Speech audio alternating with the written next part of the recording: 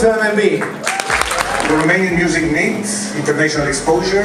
It's very important what's happening here. It's very important to have this sort of events. Congratulations for the 7th year. A lot of congratulations. So nice to have this event.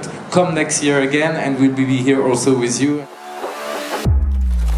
So I'm doing a lot of business here, definitely. It's one of the best conferences in Europe right now for getting business done.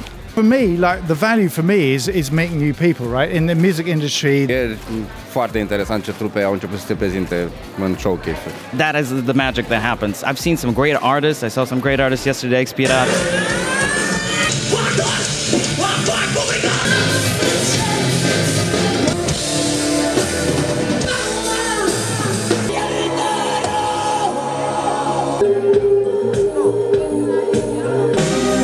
Evenimentul crește de la un an la altul și atmosfera de aici seamănă din ce în ce mai mult cu atmosfera de la conferințele europene cu tradiție. Lumea știe și a început să vorbească. It's getting better and better, but it was very high quality from the first. You have amazing people here. The panels are strong. There's a lot of really powerful people here.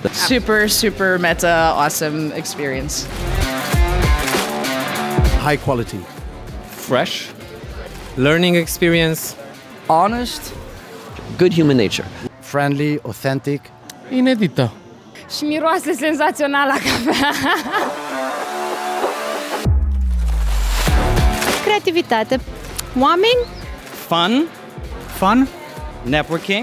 Networking. Și al treilea cuvânt e bine organizat. Foarte multă creativitate. Tren, fugă, cafea, împlinire, emoție. Productivitate. Foarte interesant. Oameni, muzică. And business, for sure. Energie, curiozitate. It's a great experience. Inspirantă. Community. Educațională. Exciting. Magnetic and musical. For sure not sex, but rock and roll is here.